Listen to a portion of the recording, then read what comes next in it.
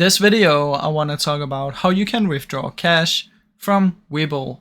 Now, it's the easiest to just do from the mobile app, so just quickly install this if you don't already have it, and then just follow these quick steps. Just open up the app and click on the Webull logo, go to transfers, and you should see withdraw. Then you want to select the type and the currency that you want, so USD, and then just choose the bank if you haven't already added it. And if you already added it, you should be able to just instantly select it from in there. Then just type in how much you want to withdraw and then confirm it.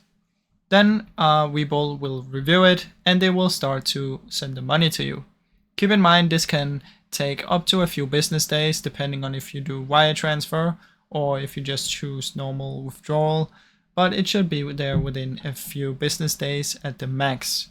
Now I really hope you enjoyed this short video. If you did, please leave a like and subscribe, as it helps me out a ton. Thank you so much for watching.